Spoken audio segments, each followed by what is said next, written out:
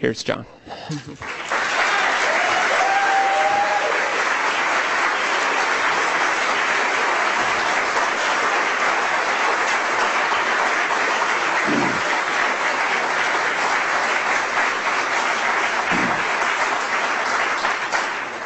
Well, thank you, Anthony, for that generous description, and my apologies for being 12 years late. I'm not sure it's 12 years, but I've wanted to come for a very long time, and it's just so pleasing for me to be here. I'd like to thank the people that Anthony mentioned, from my publisher right through to those who've helped who've sponsored my trip to the United States, but also especially to Anthony Arnove himself. Anthony has been a great friend, one of unstinting support for my work, and made that vital link between the sort of the travelling world that I exist in a lot of the time and just what is going on here in the United States. It was Anthony's support and help that really laid the ground for one of my films, Palestine is Still the Issue, the last film. I've made two called that over a period of 25 years. And the last one, because I hadn't been to Palestine for some time, it was Anthony who introduced me to some wonderful people like Ilan Pepe. So thank you, Anthony. Well, the title of this talk is Freedom Next Time, which, of course, is the title of the book. And the book is meant as an antidote to the propaganda that's so often disguised as journalism. And so I thought I would talk today about journalism, about war by journalism, propaganda and silence, and how that silence might be broken. Edward Bernays, the so-called father of public relations, wrote about an invisible government which is the true ruling power of our country. He was referring to journalism, the media. That was almost 80 years ago, not long after corporate journalism was invented. It's a history few journalists talk about or know about, and it began with the arrival of corporate advertising. As the new corporations began taking over the press, something called professional journalism was invented. To attract big advertisers, the new corporate press had to appear respectable, pillars of the establishment, objective, impartial, balanced. The first schools of journalism were set up, and a mythology of liberal neutrality was spun around the professional journalist.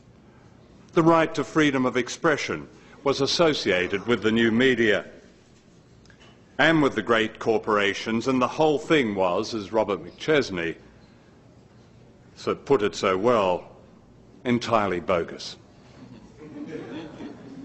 For what the public didn't know was that in order to be professional, journalists had to ensure that news and opinion were dominated by official sources, and that hasn't changed. Go through the New York Times on any day and check the sources of the main political stories, domestic and foreign. You'll find they're dominated by governments and other establishment interests. That's the essence of professional journalism. I'm not suggesting that independent journalism was or is excluded, but it's more likely to be an honourable exception. Think of the role Judith Miller played in the New York Times in the run-up to the invasion of Iraq. Yes, her work became a scandal, but only after it had played a powerful role in promoting an invasion based on lies. But Miller's parroting of official sources and vested interests was not all that different from the work of many famous Times reporters, such as the celebrated W.H. Lawrence, who helped cover up the true effects of the atomic bomb dropped on Hiroshima in August 1945. "No radioactivity in Hiroshima ruin" was the headline on his report, and it was false. Consider how the power of this invisible government has grown. In 1983, the principal global media was owned by 50 corporations, most of them American. In 2002, this had fallen to just 9 corporations. Today, it's probably about 5. Rupert Murdoch has predicted that there will be just 3 global media giants, and his company will be one of them. This concentration of power is not exclusive, of course, to the United States. The BBC has announced it's expanding its broadcasts to the United States because it believes Americans want principled, objective, neutral journalism, for which the BBC is famous. They've launched BBC America. You may have seen the advertising. The BBC began in 1922, just before the corporate press began in America. Its founder was Lord John Reith, who believed that impartiality and objectivity were the essence of professionalism. In the same year, the British establishment was under siege. The unions had called a general strike, and the Tories were terrified that a revolution was on the way. The new BBC came to their rescue. In high secrecy, Lord Reith wrote anti-union speeches for the Tory Prime Minister Stanley Baldwin and broadcast them to the nation, while refusing to allow the Labour leaders to put their side until the strike was over. So a pattern was set. Impartiality was a principle to be suspended whenever the establishment was under threat. And that principle has been upheld ever since. Take the invasion of Iraq. There are 2 studies of the BBC's reporting. One shows that the BBC gave just 2% of its coverage of Iraq to anti-war dissent. 2%. That's less than the anti-war coverage of ABC, NBC and CBS.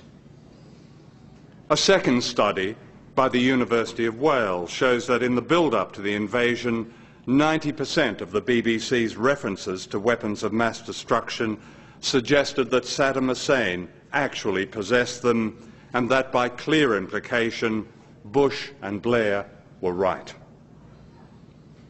We now know that the BBC and other British media were used by the secret intelligence service MI6 in what they called Operation Mass Appeal.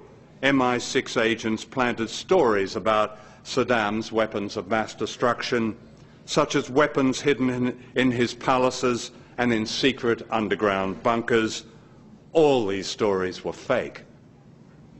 But that's not the point. The point is that the work of MI6 was unnecessary, because professional journalism on its own would have produced the same result. Listen to the BBC's man in Washington, Matt Fry, shortly after the invasion. "There is no doubt," he told viewers in the UK and all over the world, "that the desire to bring American values to the rest of the world, and especially now in the Middle East, is now increasingly tied up with American military power." In 2005, the same reporter lauded the architect of the invasion, Paul Wolfowitz, as someone who believes passionately in the power of democracy and grassroots development. That was before the little incident at the World Bank. None of this is unusual. BBC News routinely describes the invasion as a miscalculation, not illegal, not unprovoked, not based on lies, but a miscalculation. The words mistake and blunder, a common BBC news currency, along with failure, which at least suggests that if the deliberate, calculated, unprovoked, illegal assault on defenceless Iraq had succeeded, that would have been just fine. Whenever I hear these words, I think of Edward Herman's marvellous essay about normalising the unthinkable. For that's what media cliched language does and is designed to do. It normalises the unthinkable of the degradation of war, of severed limbs, of maimed children, all of which I've seen. One of my favourite stories about the Cold War concerns a group of Russian journalists who were touring the United States.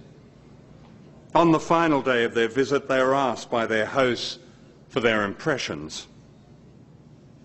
"I have to tell you," said the spokesman, "that we were astonished to find, after reading all the newspapers and watching TV day after day, that all the opinions on all the vital issues are the same. To get that result in our country, we send journalists to the Gulag. We even tear out their fingernails.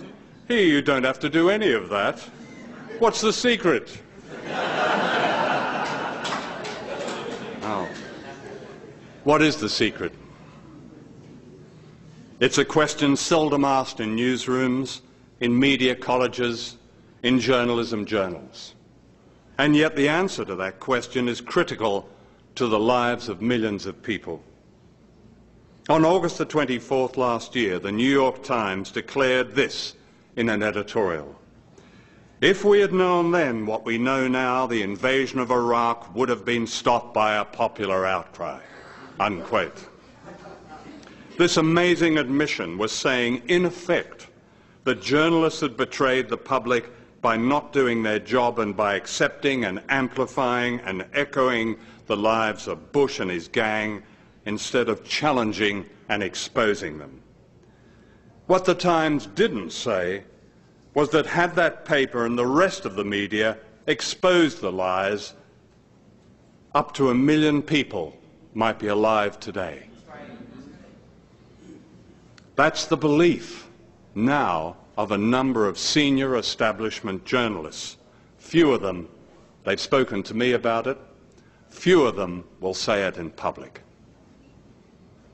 Ironically, I began to understand how censorship worked in so-called free societies when I reported from totalitarian societies. During the 1970s, I filmed secretly in Czechoslovakia, then a Stalinist dictatorship. I interviewed members of the dissident group Charter 77, including the novelist Zdeněk Urbánek, and this is what he told me. I quote him: "In dictatorships, we are more fortunate than you in the West in one respect. We believe nothing of what we read in the newspapers and nothing of what we watch on television because we know it's propaganda and lies."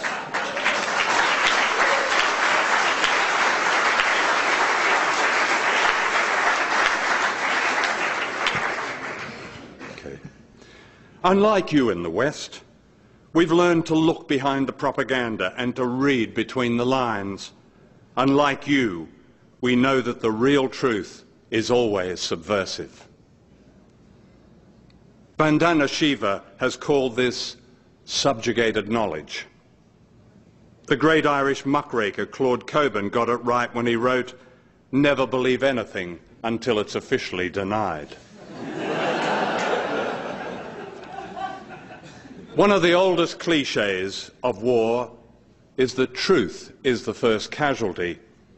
No, it's not. Journalism is the first casualty. When the Vietnam War was over, the magazine Encounter published an article by Robert Elegant, a distinguished correspondent who had covered the war. "For the first time in modern history," he wrote, "the outcome of a war was determined not on the battlefield, but on the printed page, and above all, on the television screen." He held journalists responsible for losing the war by opposing it in their reporting. Robert Elegant's view became the received wisdom in Washington, and it still is. In Iraq, the Pentagon invented the embedded journalist because it believed that critical reporting had lost Vietnam. The very opposite was true. On my first day as a young reporter in Saigon, I called at the bureaus of the main newspapers and TV companies. I noticed that some of them had a pinboard on the wall on which were gruesome photographs, mostly of bodies of Vietnamese and of American soldiers holding up severed ears and testicles. In one office was a photograph of a man being tortured. Above the torturer's head was a stick-on comic balloon with the words, "That'll teach you to talk to the press." None of these pictures were ever published or even put on the wire. I asked why. I was told that the public would never accept them. Anyway, to publish them would not be objective or impartial. At first I accepted the apparent logic of this. I too had grown up on stories of the good war against Germany and Japan, that ethical bath that cleansed the Anglo-American world of all evil. But the longer I stayed in Vietnam, the more I realized that our atrocities were not isolated, nor were they aberrations, that the war itself was an atrocity. That was the big story, and it was seldom news. Yes, the tactics and effectiveness of the military were questioned by some very fine reporters. But the word invasion was never used. The anodyne word used was involved. America was involved in Vietnam. The fiction of a well-intentioned, blundering giant stuck in an Asian quagmire was repeated incessantly. It was left to whistleblowers back home to tell the subversive truth, those like Daniel Ellsberg and Seymour Hersh with his scoop of the My Lai massacre. There were 649 reporters in Vietnam on March the 16th, 1968, the day that the My Lai massacre happened. Not one of them reported it. In both Vietnam and Iraq, deliberate policies and strategies have bordered on genocide. In Vietnam, the forced dispossession of millions of people and the creation of free fire zones. In Iraq, an American enforced embargo that ran through the 1990s like a medieval siege and killed, according to the United Nations Children's Fund, at least 500,000 children under the age of 5. In both Vietnam and Iraq, banned weapons were used against civilians as deliberate experiments. Agent Orange changed the genetic and environmental order in Vietnam. The military called this Operation Hades. When Congress found out, it was renamed the friendlier Operation Ranch Hand, and nothing changed. That's pretty much the way Congress has reacted to the war in Iraq. The Democrats have damned it, rebranded it, and extended it. The Hollywood movies that followed the Vietnam War were an extension of the journalism of normalizing the unthinkable. Yes, some of the movies were critical of the military's tactics, but all of them were careful to concentrate on the angst of the invaders. The first of these movies is now considered a classic. It's The Deer Hunter, whose message was that America had suffered, America was stricken, American boys had done their best against Oriental barbarians. The message was all the more pernicious because The Deer Hunter was brilliantly made and acted. I have to admit it's the only movie that has made me shout out loud in a cinema in protest.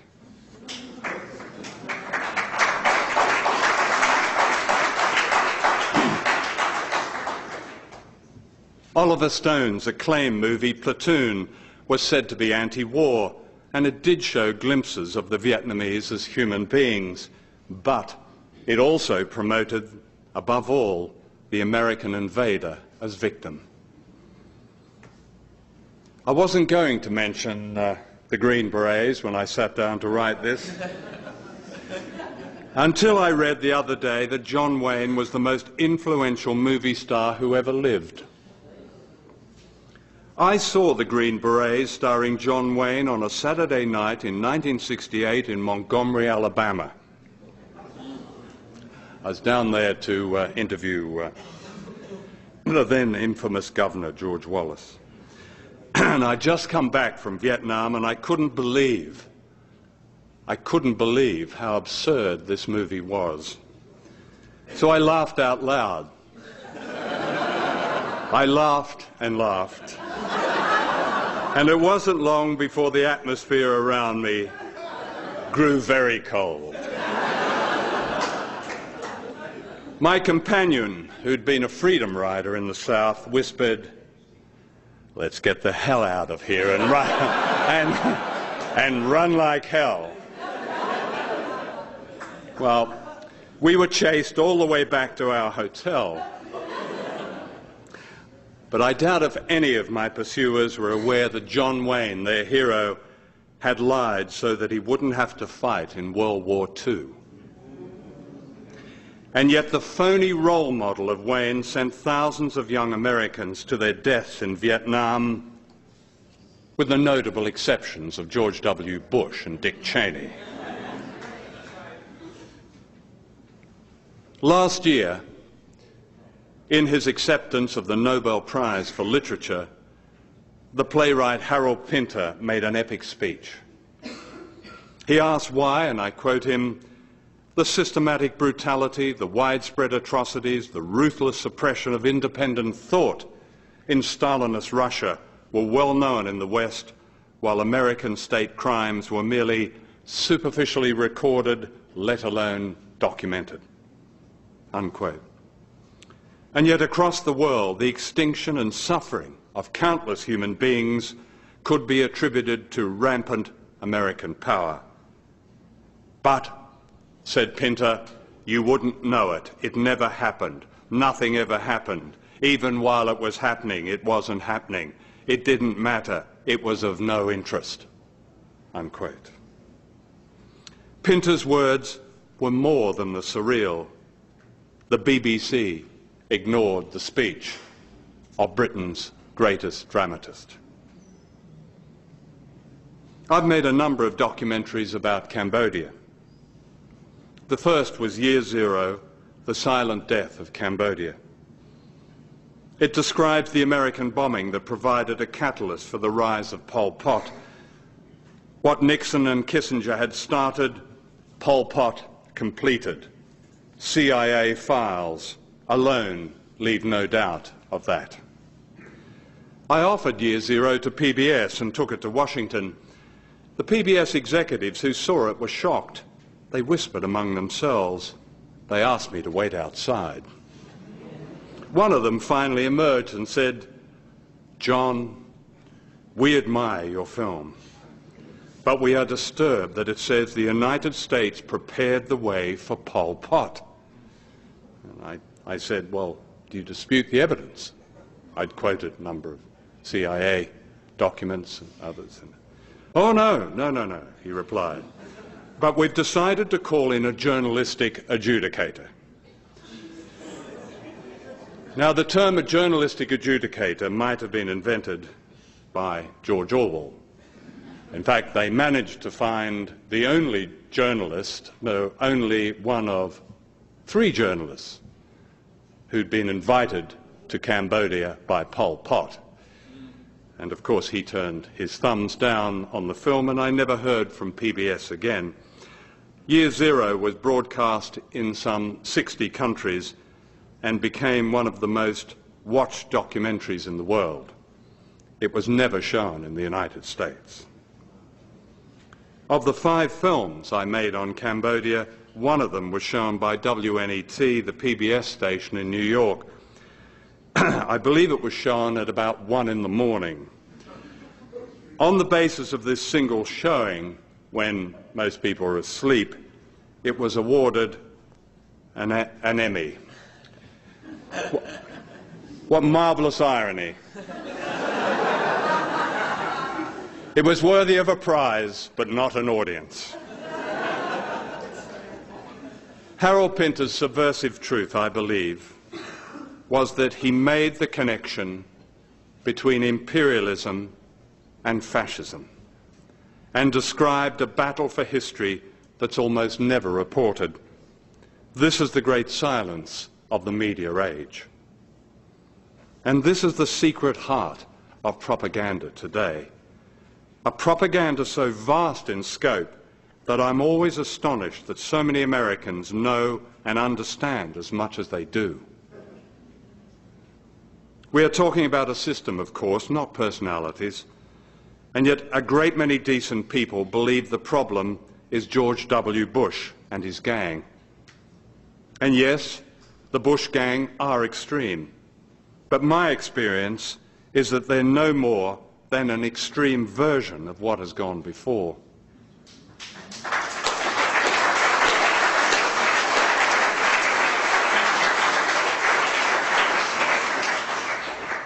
In my lifetime, more wars have been started by Liberal Democrats than by Republicans.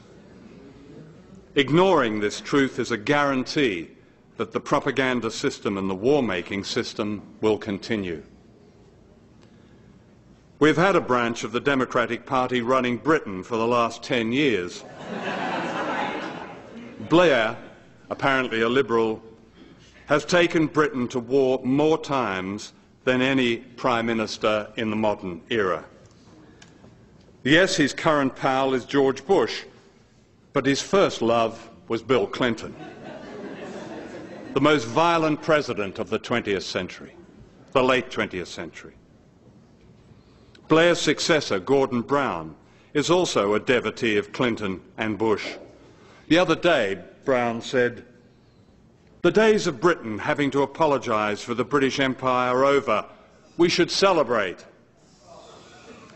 Like Blair, like Clinton, like Bush, Brown believes in the liberal truth that the battle for history has been won, that the millions who died in deliberately imposed famines in British Imperial India will be forgotten, like the millions who have died in the American Empire will be forgotten. And like Blair, his successor is confident that professional journalism is on his side. For most journalists, whether they realise it or not, are groomed to be tribunes of an ideology that regards itself as non-ideological, that presents itself as the natural centre, the very fulcrum of civilised modern life. This may well be the most powerful and most dangerous ideology we have ever known, because it's open-ended. This is liberalism. I'm not denying the virtues of liberalism. Far from it. We're all beneficiaries of them. But if we deny its dangers, its open-ended project, and the all-consuming power of its propaganda, then we deny our right to the true democracy, because liberalism and true democracy are not the same. Liberalism began as a cult of the elite in the 19th century, and true democracy is never handed down by elites. It is always fought for and struggled for.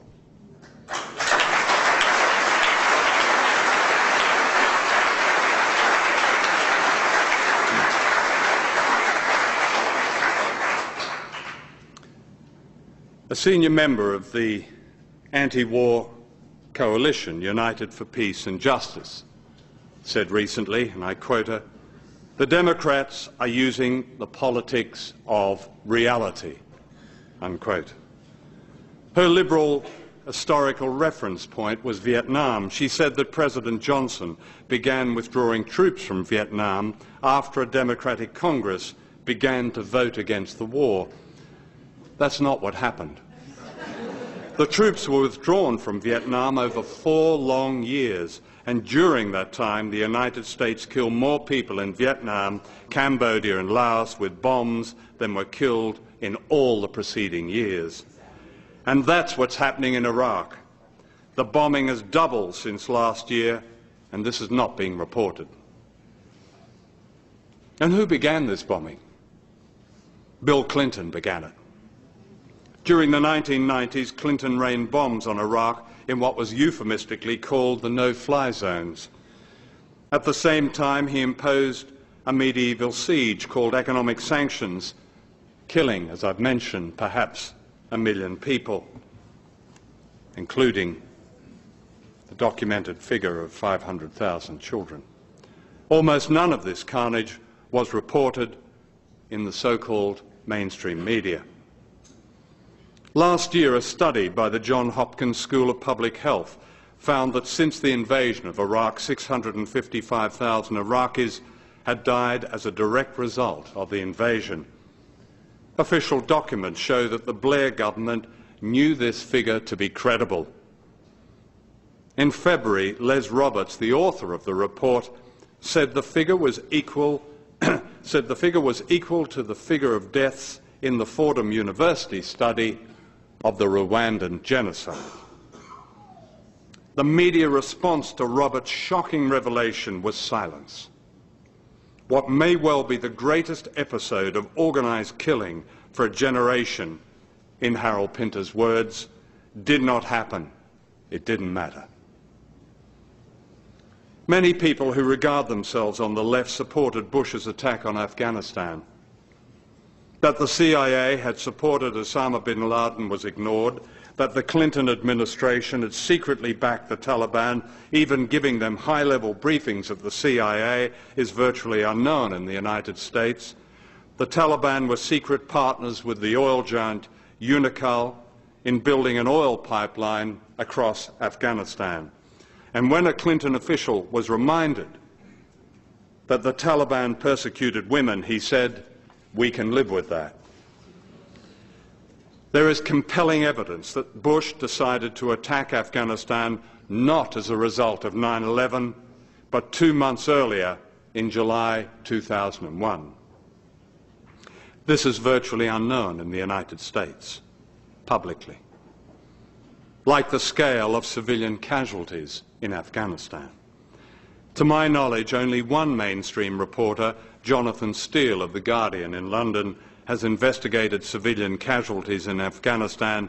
His estimate is 20,000 dead civilians, and that was 3 years ago. The enduring tragedy of Palestine is due in great part to the silence and compliance of the so-called liberal left. Hamas is described repeatedly as sworn to the destruction of Israel. The New York Times, Associated Press, the Boston Globe, take your pick. They'll all use this line as a standard disclaimer, and it's false. That Hamas has called for a 10-year ceasefire is almost never reported. Even more important, that Hamas has undergone an historic ideological shift in the last few years, which amounts to a recognition of what it calls the reality of Israel, is virtually unknown. And that Israel is sworn to the destruction of Palestine is unspeakable. There is a pioneering study done by Glasgow University on the reporting of Palestine. They interviewed young people who watch TV news in Britain. More than 90% thought the illegal settlers were Palestinian. The more they watched, the less they knew, in Danny Schechter's famous phrase. The current, most dangerous silence is over nuclear weapons and the return of the Cold War. The Russians understand clearly that the so-called American defense shield in Eastern Europe is designed to subjugate and humiliate them.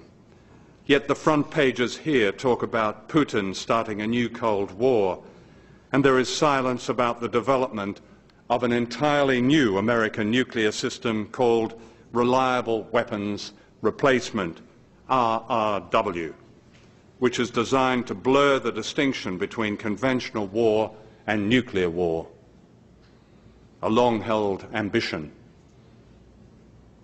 In the meantime, Iran is being softened up, with the liberal media playing almost the same role it played before the Iraq invasion.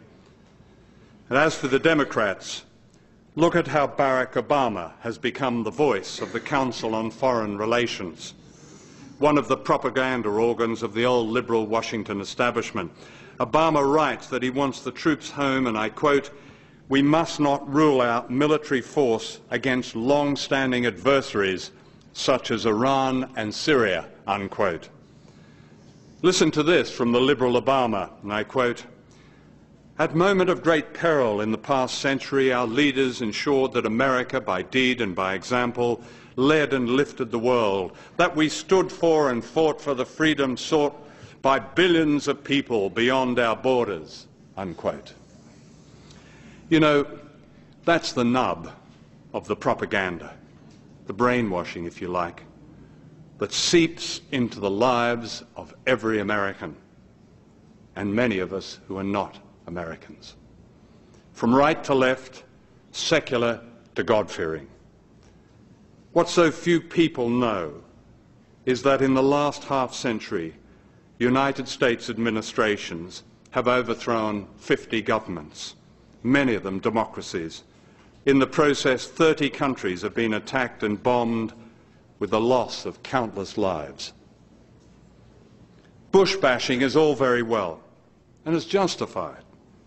But the moment we begin to accept the siren call of the Democrats' drivel about standing up and fighting for freedom sought by billions, the battle for history is lost and we ourselves are silenced.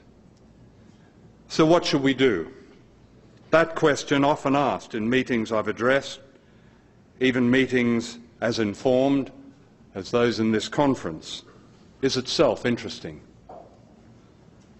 It's my experience that people in the so-called third world rarely ask the question because they know what to do. And some have paid with their freedom and their lives, but they knew what to do. It's a question that many on the democratic left, small d, have yet to answer. Real information, subversive information, remains the most potent power of all, and I believe we must not fall into the trap of believing that the media speaks for the public.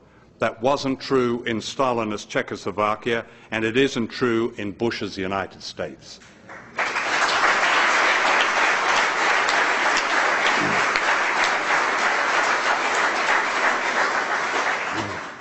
In all the years I've been a journalist, I've never known public consciousness to have risen as fast as it's rising today.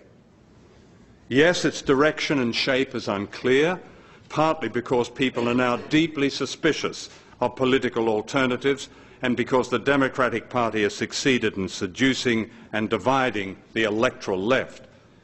And yet this growing critical public awareness is all the more remarkable when you consider the sheer scale of indoctrination, the mythology of a superior way of life, and the current manufactured state of fear. Why did the New York Times come clean in that editorial last year? Not because it opposes Bush's wars. Look at the coverage of Iran. That editorial was a rare acknowledgement that the public were beginning to see the concealed role of the media, that people were beginning to read between the lines. If Iran is attacked, the reaction and the upheaval cannot be predicted. The National Security and Homeland Security Presidential Directive gives Bush power over all facets of government in an emergency. It's not unlikely the Constitution will be suspended, the laws to round up hundreds of thousands of so-called terrorists and enemy combatants are already on the books. That's not paranoia to be understanding of that. I believe that these dangers are understood by the public, who have come a long way since 9/11. and a long way since the propaganda that linked Saddam Hussein to Al-Qaeda. That's why they voted for the Democrats last November, only to be betrayed. But they need truth. And journalists ought to be agents of truth, not the courtiers of power. I believe a fifth estate is possible, the product of a people's movement that monitors, deconstructs, and counters the media, the corporate media. In every university, in every media college, in every newsroom, teachers of journalism and journalists themselves need to ask themselves about the part they now play in the bloodshed in the name of a bogus objectivity. Such a movement within the media could herald a perestroika of a kind we've never known. This is all possible. Silences can be broken. In Britain, the National Union of Journalists has undergone a radical change and has called for a boycott of Israel. The website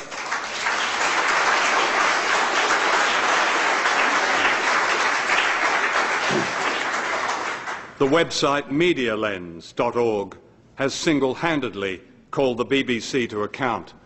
In the United States, wonderfully free, rebellious spirits populate the web. I can't mention them all here, but from Tom Feely's International Clearinghouse to Mike Albert's ZNet to Counterpunch Online and the splendid work of FAIR. The best reporting of Iraq appears on the web. Dar Jamal's courageous journalism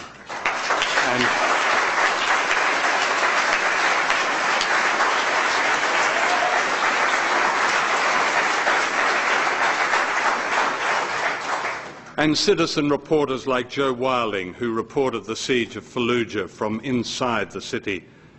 In Venezuela, Greg Wilpert's investigations turned back much of the virulent propaganda now aimed at Hugo Chavez. Make no mistake, it's the threat of freedom of speech for the majority in Venezuela. It's a threat of freedom of speech for the majority in Venezuela that lies behind the campaign in the West on behalf of the corrupt RCTV. The challenge for the rest of us is to lift this subjugated knowledge from out of the underground and take it to ordinary people. We need to make haste. Liberal democracy is moving to a form of corporate dictatorship. This is an historic shift, and the media must not be allowed to be its facade, but itself made into a popular, burning issue and subjected to direct action. That great whistleblower, Tom Paine, warned that if the majority of the people were denied the truth and the ideas of truth, it was time to storm what he called the Bastille of words. That time is now. Thank you.